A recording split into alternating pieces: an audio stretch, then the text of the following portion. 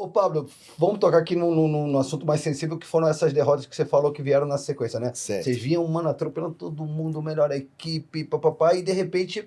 Mas é muito maluco, né? Porque o Carlos, por exemplo, já... né, vamos uma por uma. O Carlão fez uma luta duríssima com o Ian Gary, que, pô, depois eu vi ele analisando, achei uma percepção muito sagaz e pragmática do que aconteceu, e até como ele poderia até ter mudado o resultado final. Mas foi uma guerra ali, que eu acho que tanto é que depois ele já fez outra luta, já parece que ele nunca perdeu já, Sim. na minha cabeça. Melhorou. Minha Sim. Né? Parece que não mudou nada da vida do cara. O Jean, que esteve aqui, né, foi nosso convidado, já é uma situação completamente diferente. Ali a sensação que deu é que ele, mano, falou, mano, vou sair na porrada com esse cara. Vou sair na porrada com esse cara e não fez nada do que você pediu pra ele. Sim, concordo. São situações completamente diferentes. Mas ele falou que a próxima ele vai obedecer direitinho. Mas ele tá, mano, eu fiquei com a sensação, não sei qual foi a sua, que ele tá feliz, cara. Mano, eu fiz o que eu queria, eu saí na porrada com o cara. E sem desmerecer o Diego, né, que pô, treinou aquele movimento, mas, mano, o cara encaixou, ele tava tomando um aperto ali. Né? Enfim, a sorte tava ali do lado do cara. O Ruff, cara, o Ruff já foi uma coisa que eu já fiquei mais impactado, porque ele foi dominado numa estratégia que a gente achou que ele não iria ser dominado, na minha cabeça. Vamos falar um pouquinho do Ruff. E até porque, eu vou te dar um provocado agora, eu vi que no corner você falava muito, pô, tá aqui dentro de você, meio que você foi no psicológico e não tanto numa orientação técnica. Não sei se eu tô errando na minha... Sim. Aconteceu, né? Aconteceu. Como é que você viu essa situação? Cara, assim, vamos falar do Ruff específico. O Ruff, assim, ele tem qualidades técnicas que ele não conseguiu colocar na luta. É claro, tá se questionando muito a técnica. Apesar, vamos falar, deixa o Pablo falar do chão, mas em pé ele quase nocauteou 2 vezes. Sim, tirou tinta. Uma que passou. Tirou tinta, não. Mas nossa. eu tô falando da qualidade técnica dele de chão e defesa de queda. É porque ali meio que, desculpa, porque ali ficou meio assim, ó, alguém descobriu o caminho ali, ó, esse aqui, ó. Obviamente que isso vai ser trabalhado, né? Então, assim, eu que treino com o Ruff, tô lá direto, eu sei da qualidade técnica dele, tanto de defesa de queda quanto de chão. E na luta não ficou exposto à qualidade dele. Os porquês disso, acho que são uma coisa mais interna nossa. Mas foi abaixo do que ele pode entregar. Você vê o Caio. O Caio fez uma luta dura, com um cara duro, e, pô, realmente a gente precisava estar melhor em algumas coisas, conduzir a luta de uma forma melhor. O Jean fez uma luta que ele não seguiu a estratégia, mas contra o cara duro. O Ruff é uma luta que não tava lá o que o Ruff pode fazer. Eu concordo. Eu vi ele treinando aqui, Cara, o que ele fazia, exatamente os movimentos que ele fez contra o Saint-Denis, em alguns momentos, quando o Saint-Denis entrava nas pernas, ele fez perfeitamente aqui. Quando ele subia pra cinturada, ele já não conseguia fazer. Mas aqui, cara, era coisa linda de ver de treino. Então, assim, os caras não estavam aliviando pra ele. O Ruff parecia que era um deu pra cara... ver que ele não conseguiu exercer o que sabe. A sensação que a gente tinha é que o Ruff era um cara inderrubável. Aliás, vou até aqui abrir meu coração. Pra mim, de todos a Fight Nerds, o que eu... E já falei isso várias vezes. Parece que o artista marcial mais craque, mais talentoso é ele. É o Ruff. Concordo, concordo com você. Mas, assim, eu falar de alguma coisa que pode ter acontecido, que atrapalhou a performance dele, eu acho que não vai mudar o que a gente pode realmente melhorar. Então, o que eu falo pro falei, Ruff, já teve vitórias que a gente tava cheio de problema também. Foi lá e ganhou. O Saint-Denis que ganhou da gente, pode ser que ele tava cheio de problema também. Então, a gente falar dos nossos problemas quando perdeu, não vem ao caso. Isso é um assunto interno nosso. Agora a gente pode dizer o que a gente vai melhorar daqui para frente. Então, falando em Ruff, o que a gente sentiu falta foi de competição para ele em camp. Então ele é um cara muito bom, que às vezes no treino a galera já entra meio desmotivada, porque é difícil treinar com o Ruff. Então talvez pegar o Rufão, que é o que ele falou, levar ele em outras academias para fazer sparring, talvez fazer que nem o Caio fez, passa uma semana na Austrália, uma semana... Mas eu falei, Rufão, precisamos botar o carro na pista, irmão. Não só na luta, porque uma coisa também que não se vê, o Carlos Prates tem 80 lutas de Muay Thai, só na Tailândia. 100 e tantas no total. O Jean lutou Muay Thai pra caramba, lutou boxe. O Caio é atleta de judô desde os 6 anos. O Ruff começou no MMA. Então ele tem, no total, acho que, sei lá, 14, 15 lutas na vida. Cara, isso é louco. É loucura. Absurdo. Então, assim, você pensar um cara extremamente pouco rodado em luta, em competição. E eu falei, Ruf, a gente tá fazendo um camp muito técnico. Então a técnica dele, na minha opinião, estava pronta para essa luta. Mas o senso de competição, não tô dizendo que não estava pronto, mas pode melhorar. Então, o que eu acho que a gente vai melhorar, não só a técnica, mas para essa próxima luta, ele vai competir mais durante o camp. E isso pode ser que a gente precise sair um pouco da Fight Nerds para competir. Então, por isso ficou esse papo, pô, Ruf vai fazer camp em outros... Não, ele vai competir em outros lugares. Essas imagens que a gente viu dele com a Adesanya, o que aconteceu ali? Ele tem um patrocinador que é o mesmo do pessoal lá da Austrália, a Engage. Então ele foi pelo patrocinador para lá. Ele já tinha fechado essa luta antes da luta dele com o Sandrini. É uma ação comercial ou de fato rolou ali uma troca? Ele foi e ficou, chegou a ficar acho que na casa do Volkanovski. Então assim, ele tem uma amizade já com o Adesanya legal também, o pessoal admira muito ele. Então ele foi pelo patrocínio, mas Aproveitou o treino. Treinou com os dois, né? treinou com todo mundo lá, fez uns puta treinões e pode ser que vá lá fazer mais treinos de novo. Isso se encaixa no que você está falando agora? De procurar... Nossa, com certeza. Eu acho que com certeza. Eu acho que o que a gente precisa é de pessoas que nunca treinaram com o Ruf e saem na mão com ele. Isso lá na nossa Que academia. não respeitem ele. Pô, não só respeito. O cara já dá o jab falando, mano, ele vai, sabe, dar o jab já assim. Eu preciso de um cara que vai dar o jab achando que vai pegar o Ruf. Um cara que vai derrubar que nem o Sandrini. E que não conhece o jogo dele e que subestime um pouco, né? Sim. Que vá lá e... Pô, deixa eu ver. Que acredite que Deixa vai eu cair conseguir, na armadilha, né? E assim, mas eu quero dar fazer um parênteses aqui para deixar bem claro, que já emendaram uma pergunta. Sei lá, uma grande porcentagem dos atletas brasileiros, eles são criados aqui, sua base, e se mandam, vão para fora. Certo.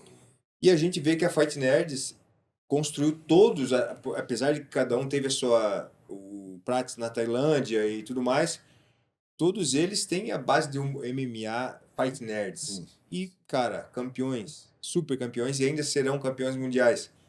Então, é possível a gente fazer campings aqui, né? Então, o Ruf indo para lá não é porque não tem treino aqui, é porque justamente pelo que o Pablo está falando. Pegar pessoas diferentes, Sim. né, para uma situação, uma demanda específica, mas não quer dizer Perfeito. que não tenha treino, até porque é a prova que todo mundo está vencendo. E é o nosso maior trampo, é mostrar que a gente consegue fazer um campeão treinando no Brasil. Que até um tempo atrás estava se desvinculando disso. A gente tem o Charles, que, pô, a vida inteira foi na shootbox. Tinha o Aldo, tinha o Daverson. Mas teve muitos campeões brasileiros que estão treinando lá fora. Então, uma das ideias que a gente tem é que, dá para treinar no Brasil e ser campeão. E quando a gente fala, agora falando do Ruf, quando eu falo de preparação, eu gosto de assemelhar muito com a Fórmula 1. Então, a Fórmula 1, você tá no box, ajeita pneu, tal, não sei o quê, bom, vai pra pista. Pista, volta pro box. Então, o box é a Fight Nerds. Então, ajeitou, então agora vai pra pista. Nem sempre a pista é lá na Fight Nerds. Então, vai pra pista, vai pro Rio. Vai na KO Squad fazer um sparring lá, volta. Porra, vemos o vídeo, ó. Box, vai pra pista de novo.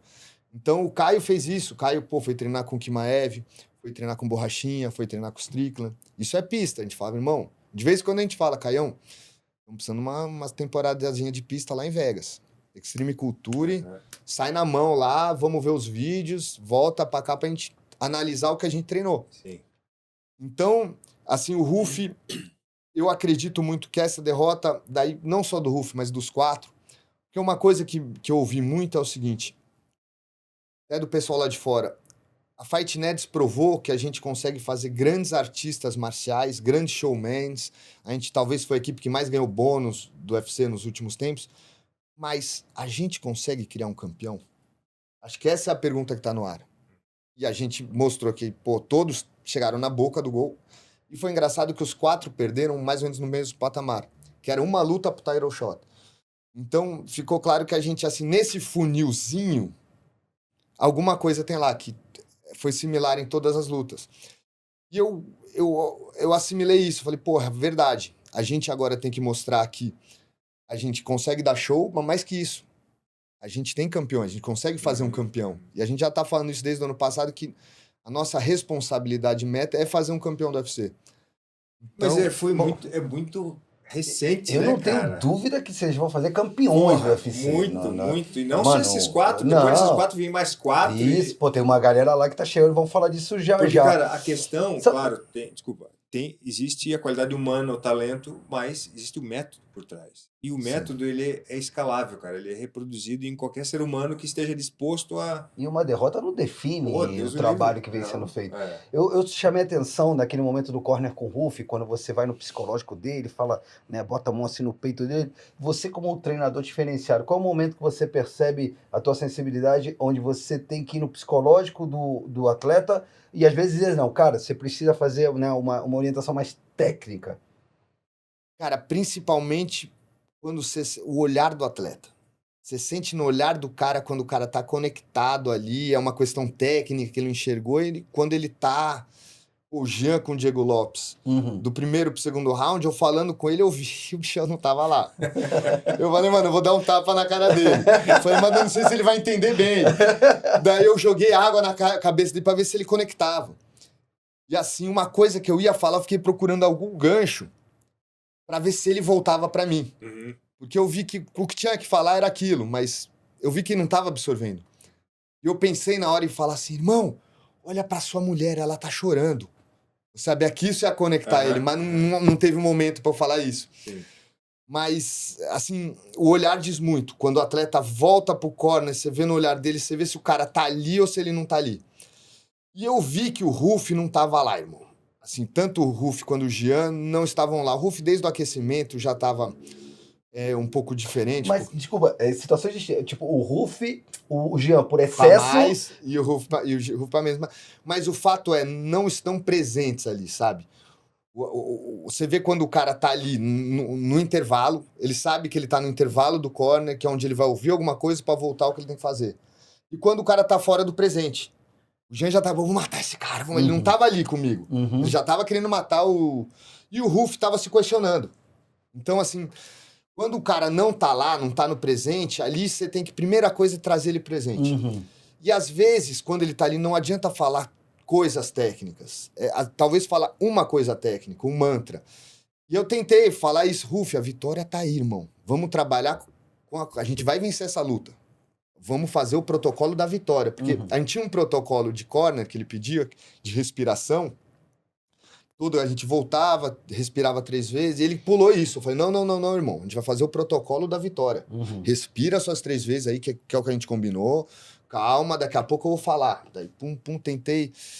Mas, assim, o que eu vejo também é que falaram muito, assim, pô, você não tem culpa nenhuma, a sua estratégia estava certinha, ele que não seguiu. E eu não concordo com isso. Eu vejo que o treinador tem 2 missões claras. Uma missão é entender o caminho da vitória, e a outra missão é fazer o lutador confiar no que você está falando. Porque eu, como treinador, isso acho que a galera não entende tão bem, antes de mais nada, eu sou um comunicador. Eu vendo ideias. Eu tenho uma ideia, uma visão de luta, eu tenho que chegar para um faixa preta que tá saindo na mão e ele tem que acreditar que o meu jeito é melhor do que o que ele tá pensando. E para isso eu tenho que ser muito bom de vender minha ideia pro cara. Então, tanto com o Jean quanto com o Ruff, eu posso ter visto, mas eu não consegui vender a ideia pro cara. Então, como comunicador, eu fiz metade do meu trampo. Então, ali eu acho que tanto os atletas quanto eu tem muito material para melhorar o trabalho. Eu pretendo não passar por isso de novo. Eu pretendo chegar nas próximas lutas mais conectado com o atleta, mais alinhado com ele, até alinhado no sentido, irmão, o meu plano ele não vai fazer, então vamos no seu. Beleza, é melhor. Certo. É melhor você estar alinhado com o cara, por mais que não seja o que você acha certo, do que você estar com a visão e ele com outra. Uhum.